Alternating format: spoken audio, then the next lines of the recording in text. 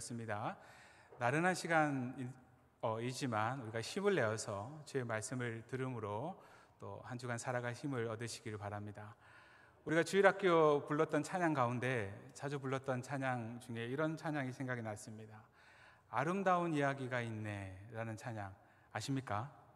아마 주일학교 야간 나오지 않으신 분들은 다 아시리라 생각을 하는데, 저는 주간을 나와서요, 아름다운 이야기가 있네, 구세주의 사랑 이야기, 영광스러운 천국 떠난 사랑, 나와 같은 죄인 구하려. 2절은 이렇습니다. 넓고 넓은 우주 속에 있는 많고 많은 사람들 중에 구원받고 보호받은 이 몸, 주의 사랑 받고 산다네. 주님의 그 사랑은 정말 놀랍네, 놀랍네, 놀랍네. 오, 이게 중요해요. 맞죠? 주님의 그 사랑은 정말 놀랍네, 나를 위한 그 사랑. 믿으십니까?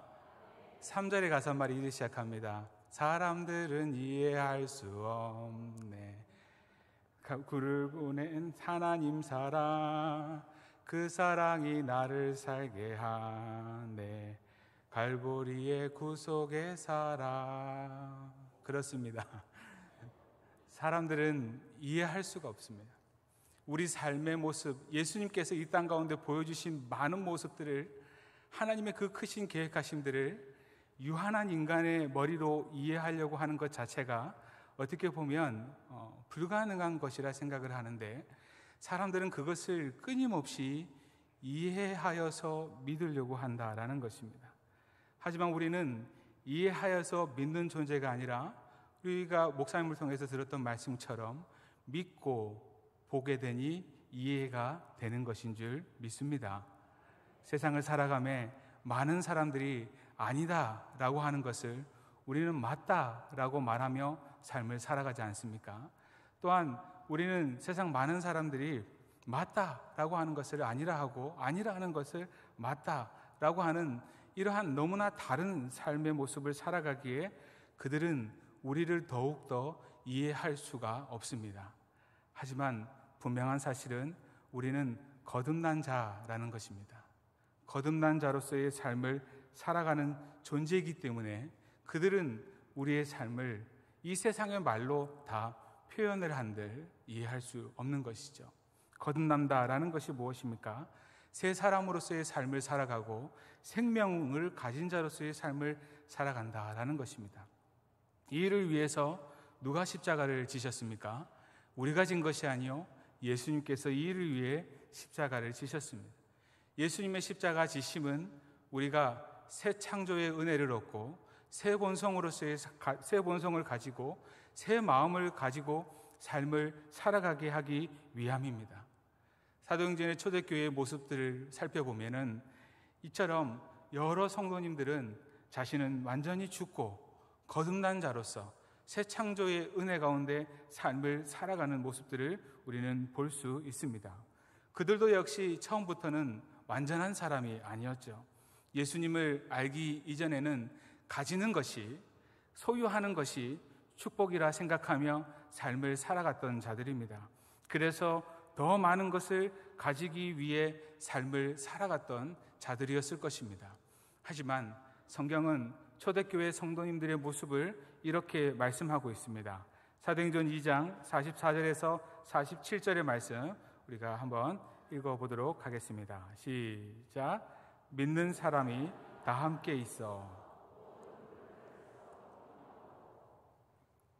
또 재산과 소유를 팔아 각 사람의 필요를 따라 나눠주며 날마다 마음을 같이하여 성전에 모이기를 힘쓰고 집에서 떡을 떼며 기쁨과 순전한 마음으로 음식을 먹고 하나님을 찬미하며 또 온 백성에게 칭송을 받으니 주께서 구원받은 사람을 날마다 더하게 하시니라. 아멘. 예수님께서 이 땅에 오셔서 구원의 사역을 이루어내신 것과 같이 초대교회의 성도님들은 자신의 모든 것을 철저히 비우는 삶을 살아가고 있습니다. 자신의 모든 세상 것들을 가지고 더 소유하기 위한 삶이 아니라 자신의 것들을 비워냄을 통해 누군가를 채워내는, 누군가가 채워지게 하는 그러한 삶을 살아가고 있다라는 것입니다. 이러한 삶이 초대교회 성도님들의 삶이었고, 이러한 삶을 살아가기에 날마다 구원받는 자의 수가 더 늘어나는 것입니다. 이처럼 초대교회의 성도님들은 자신을 비우고 다른 사람을 채워가는 삶을 살아가죠. 앞서 말씀드린 2장의 본문이요, 오늘 우리가 읽었던 본문의 말씀과 비슷한 내용입니다.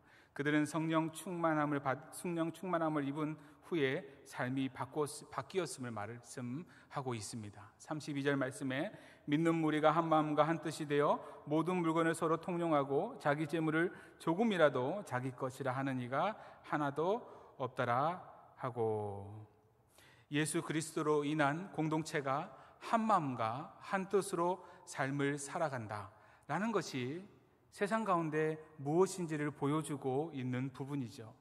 이들의 연합은 상황에 대한, 삶에 대한 두려움을 잊어버리게 만들었을 겁니다.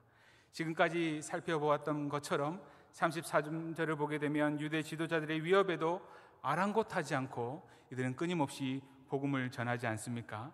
하나님의 구원의 역사를 확인한 그들은 더욱 믿음에 확신 있는 삶을 살아갑니다. 이러한 삶은 34절의 말씀처럼 그 누구도 가난한 자가 없게 하는 삶이다라는 것입니다. 세상의 물질에 집착하지 않는 모습, 세상의 가치에 삶의 중심을 두지 않는다라는 것입니다.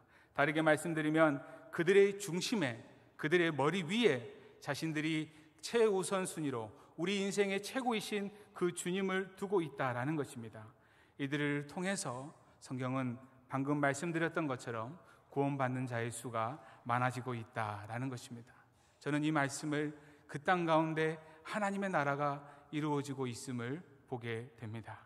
보시기 바랍니다. 35절을 보게 되면 그들은 자신들의 이 재물을 어디에 두고 있습니까?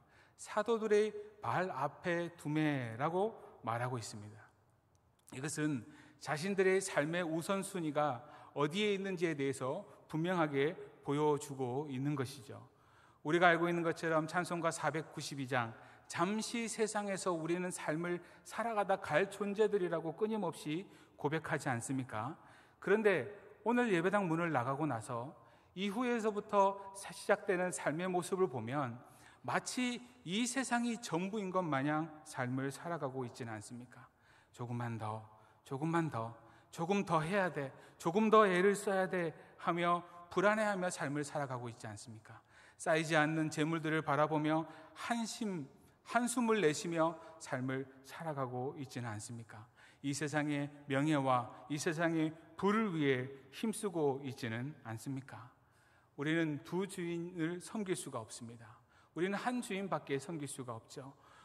그렇기 때문에 우리는 무엇보다도 우리의 우선순위를 바로 세워야 될 줄 믿습니다. 우리 주님께서 말씀하십니다. 마태복음 6장 24절에 같이 읽겠습니다. 시작. 한 사람이 두 주인을 섬기지 못할 것이니 혹 이를 미워하고 저를 사랑하거나 혹 이를 중히 여기고 저를 경히 여김이라. 너희가 하나님과 재물을 겸하여 섬기지 못하느니라. 아멘. 여기서 재물은 우리가 알고 있는 것처럼 돈, 권력, 명예를 포함하여서 우리가 탐하는 이 세상의 모든 것이라 말할 수 있습니다. 2000년 전 초대교회의 모습을 잠시 한번 생각해 보기를 바랍니다. 정치적으로나 경제적으로나 사회적으로나 그때의 초대교회와 지금의 거제교회를 비교할 수 있겠습니까? 그때와 비교하면 지금은 너무나 모든 것이 완벽하게 갖추어져 있죠. 지금과 비교하면 그때는 모든 것이 다 낙후되어 있는 시대입니다.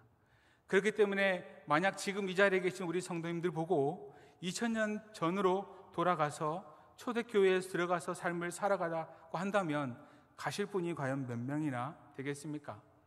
하지만 많은 사람들이 2000년 전 이렇게 세워졌던 이 초대교회를 교회의 원형으로 생각을 합니다. 교회의 역사상 가장 이상적인 교회라고 생각하지 않습니까? 나아가서 많은 사람들이 초대교회의 모습으로 다시 돌아가야 된다라고 말을 합니다. 그런데 많은 사람들이 바른 모습이라고 말하는 여기 이 초대교회는 부르기에도 민망한, 너무나 초라하고 연약한 교회입니다. 지금과 비교하면 약해도 너무나 약한 교회다라는 겁니다. 보시기 바랍니다. 오늘날 교회의 모습을 살펴보면 모든 것이 다 갖추어져 있죠. 우리 교회가 마음만 먹으면 모든 것을 다 해낼 수 있습니다. 이 세상 가운데 우리 교회가요, 힘을 합치면은 세상의 영향력들을 마음껏 미칠 수 있지 않습니까? 건물만 보더라도요, 어마어마합니다. 하지만요, 그 당시 초대교회는요, 어떻습니까? 교회라고 한다면 가정에서 예배드리는 것들이 교회였습니다. 핍박을 피해서 그들이 들어간 곳은 어디입니까? 카타콤입니다. 지하로 들어가서 예배드리는 것이, 기도하는 것이, 말씀 보는 것을 들킬까 봐 걱정하며 삶을 살아가는 자들이 바로 그들이었죠. 결코 지금과는 비교할 수 없는 모습입니다. 너무나 연약한 모습이고, 이렇게 미약한 초대교회가 어떻게 역사상 가장 이상적인 교회이며 우리가 다시 돌아가야 될 교회라고 말할 수 있겠습니까? 그것은 바로 두 주인을 섬기지 않았기 때문이고, 오직 하나님을 주인으로만 섬겼기 때문임을 믿으시길 바랍니다. 그들의 삶에 위협이 없어졌기 때문에 그렇다라고 말할 수 없습니다. 초대교회의 성도님들 앞에는 여전히 세상의 권력자들의 위협과 핍박이 있었습니다. 예수의 이름으로 말하지도 말고 가르치지도 말라라는 그런 위협이 여전히 귓가에도 생생히 들려지고 있습니다. 하지만 그들은 하나님을 천지의 대주제로 여기고 있고, 하나님이 그들의 삶 가운데 동행하고 계시다는 사실을 알고 있고, 그리고 그 사실을 믿고 있기 때문에 여전히 두려워하지 않는다라는 것입니다. 오히려 그들은 모두 예수 그리스도 안에서 어떻게 되었다고 합니까? 한 마음과 한 뜻이 되어 서로 가진 것을 나누어 쓰는 유무상통의 삶을 지금 보여주고 있지 않습니까? 그렇기에 그들은 자신의 재물을 어디에 둘 수 있습니까? 사도들의 발 앞에 둘 수 있는 것입니다. 재물 혹은 물질은 인간이 탐하는 모든 것이죠. 사도들과 초대교회의 성도님들은 그것을 결코 자신의 머리 위에 두는 그러한 삶을 살지 않았습니다. 인간의 가장 낮은 곳, 바로 그 발 아래 두며 삶을 살아가고 있습니다. 세상 것들이 어디에 위치해야 하는지를 분명히 알고 있다라는 것입니다. 이것이 바로 그들이 두 주인을 섬기고 있지 않다라는 것을 증명하고 있습니다. 바른 위치에 두셔야 합니다. 인간의 삶은 하나님과 우리와의 관계, 그리고 사람과의 관계 속, 그리고 나아가서 물질과의 관계 속에서 우리의 삶이 이루어지지 않습니까? 우리가 어떠한 가치관을 가지고 삶을 살아가느냐, 어떠한 세계관을 가지고 삶을 살아가느냐, 우리의 세계관이 우리의 삶에 어디에 위치하느냐에 따라서 우리 삶의 내용과 우리 삶의 질은 달라집니다. 많은 사람들의 삶의 모습을 한번 생각해 보시기 바랍니다. 그들은 물질을 자신의 머리 위에 두는 그러한 삶을 살아갑니다. 물질로 대변이 되는 돈이나 권력이나 부와 명예를 자신의 인생의 전부인 것 마냥 섬기며 삶을 살아가고 있지 않습니까? 물질이 사람의 머리 위에 있는다면 그 사람은 무엇의 지배를 받겠습니까? 물질의 지배를 받는 삶을 살아가는 것이죠. 인격을 가지지 않는 물질이 우리 머리 위에 있어서 우리를 지배하고 우리를 이끌어가니, 그러한 삶을 살아가는 자들이 비인격적인 삶을 살아가는 것은 아니겠을까요? 반대로 인격체인 하나님과 또 인격체인 여러 사람들은 그들의 삶에서 자꾸만 뒤로 밀려나게 됩니다. 오히려 재물이나 물질을 얻기 위해서 하나님과 사람을 이용하는 뒤틀어진 그러한 삶을 살아가는 것이죠. 사랑하는 성도님 여러분, 하나님을 바르게 믿는 사람들은 우리 하나님을 우리의 머리 위에 모시고 사는 사람들임을 믿으시길 바랍니다. 하나님을 머리 위에 모시고 삶을 살아가는 사람이다 라는 것이 무엇을 의미하겠습니까? 그 하나님에 의해서 우리의 인생이 지배받고 그 하나님에 의해서 우리의 인생이 이끌림 바 된다라는 것입니다. 죄로 인하여서 하나님의 형상이 파괴된 인간이 예수 그리스도로 말미암아 회복되었지 않습니까? 그렇다면 이 땅에서의 삶은 무엇보다도 어떤 삶을 살아가야 하겠습니까? 하나님의 형상을 드러내는 삶을 살아가야 합니다. 아니, 살아갈 수밖에 없습니다. 왜냐하면 하나님의 인격이 우리 머리 위에서 우리의 삶을 지배하고 있기 때문이죠. 타인과의 관계는 어떻게 되겠습니까? 수직적인 관계가 아니라 수평적인 관계로 서로 섬기며 서로의 필요를 채워주며 동등한 관계에서 인격적인 관계를 맺으며 삶을 살아가게 될 것입니다. 하나님을 우리 머리 위에 모시는 사람에게 그렇다면 물질의 위치는 어디이겠냐는 겁니다. 그것은 바로 앞서 말씀드렸던 것처럼 인간의 발 아래입니다. 그것이 바로 물질, 세상 것들, 세상에서 중요하다고 말하는 그것들의 위치인 줄 믿습니다. 하나님의 지배를 받는 삶은 물질이나 사람을 하나님을 섬기는 도구로, 하나님의 뜻을 이루기 위한 어떠한 도구로 여긴다라는 것입니다. 나아가서 그러한 삶을 살아간다면 우리가 생명이 없는 물질이라 할지라도, 비인격적인 물질이라 할지라도 그것은 인격을 지니게 되는 것이죠. 물질 위에 서 있는 사람의 인격이 그 사람을 타고 발 아래로 흘러 세상 가운데 흘러가기 때문입니다. 우리가 알고 있는 것처럼 돈이라고 다 같은 돈은 아니지 않습니까? 돈이라고, 같은 돈이라고 할지라도 물질의 지배를 받는 사람이 쓰는 돈과 그렇지 않는 사람이 보여주는 돈의 모습과 그 돈의 흐름은 분명 다를 것입니다. 한 사람은 물질 아래서 물질을 주인으로 섬기는 물질의 노예로서의 삶을 살아가겠지만, 반대로 한 사람은 물질을 위해서 물질을 도구로 부리는 물질의 주인으로서의 삶을 살아가기에 그 차이는 엄청날 것입니다. 같은 돈이라고 할지라도 누군가에게는 그 사람을 비인격화시키는 비인격체인 물체가 될 수 있지만, 또 다른 누군가에게는 주인의 인격이 담긴 사랑이요 생명의 결정체가 될 수 있다라는 것입니다.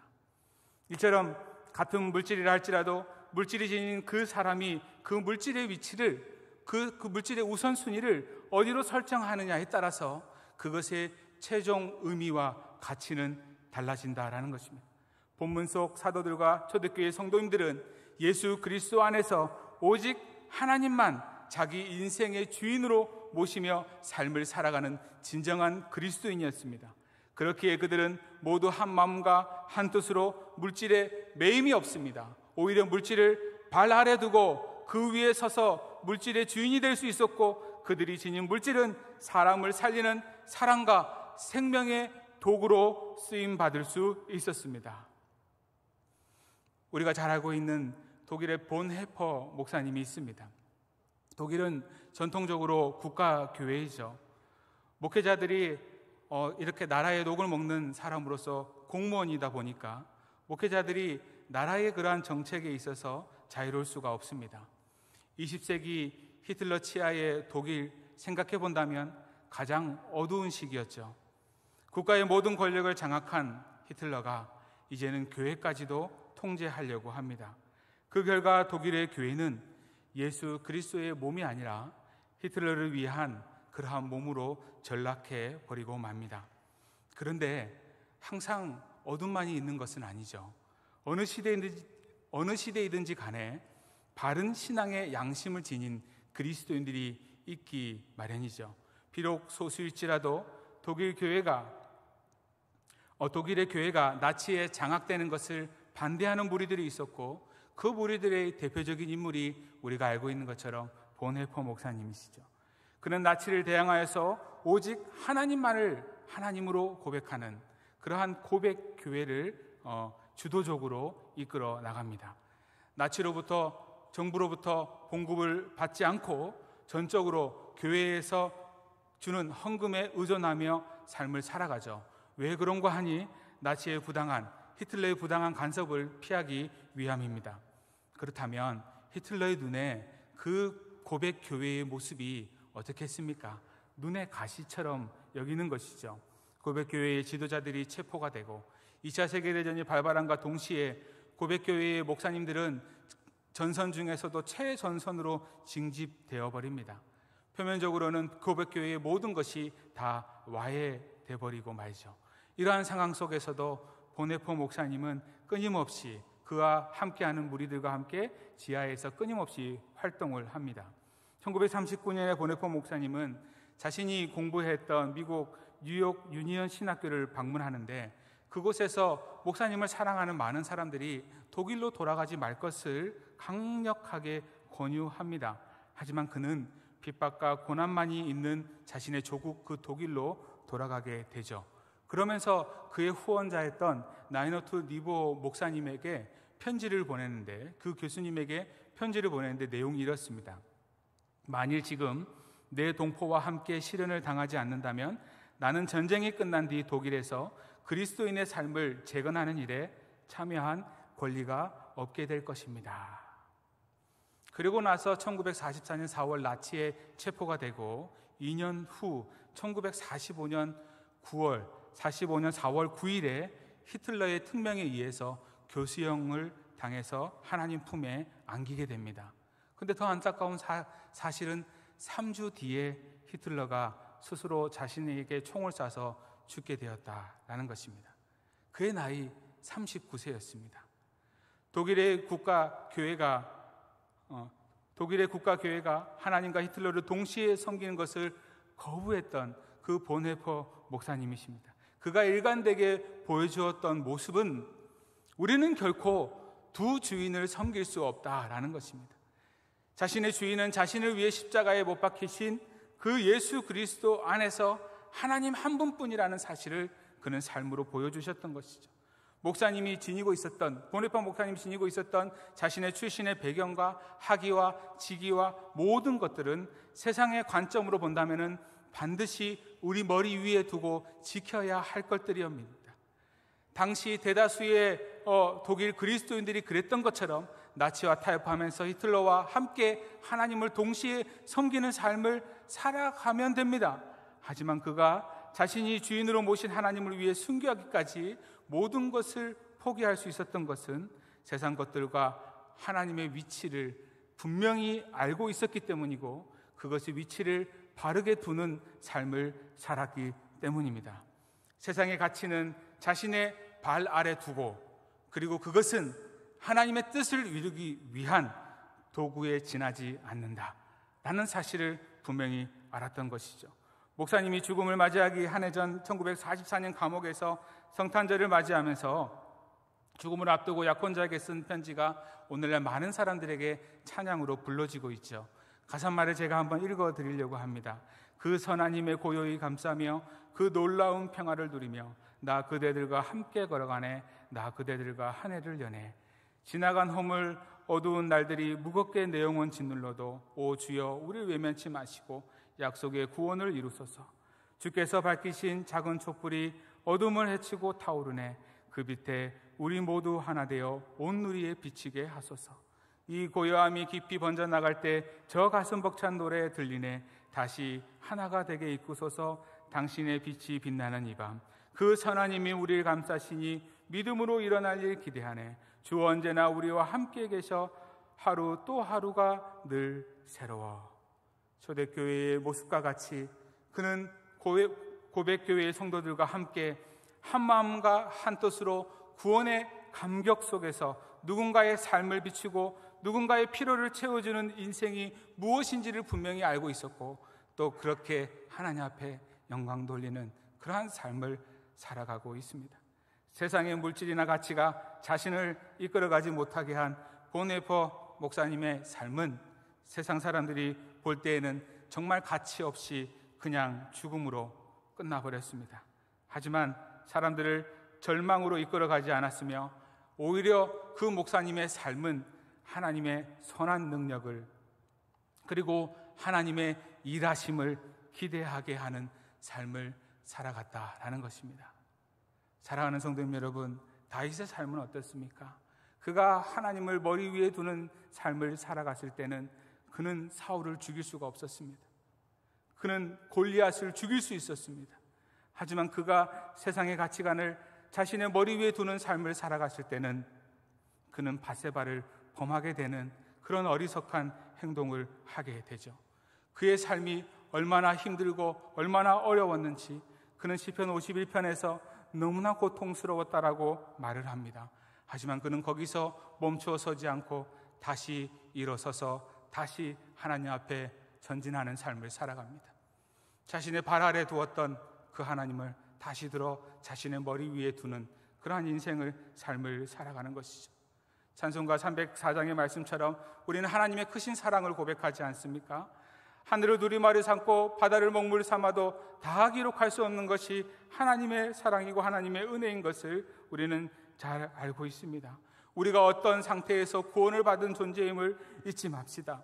우리가 누군가에게 용서받았다는 사실을 잊지 맙시다. 예수님이 아니셨다면, 예수님이 이 세상에 오신, 이 땅에 오셔서 구속하신 그 사랑이 없었다면 우리는 여전히 죄와 사망 가운데서 세상 것들을 머리 위에 두면서 영영 형벌 자리에 사망 가운데 머무는 삶을 그렇게 살아가는 존재가 될 뿐이겠죠. 하나님은 그러한 우리를 버리지 아니하시고 포기하지 않으시고 우리를 부르셔서 이 땅에 다시금 말씀하십니다. 세상 것 우리 발 아래 두고 하나님 우리 머리 위에 두고 이 땅 가운데 하나님의 선한 영향력을 미치며 삶을 살아가라라는 것이죠.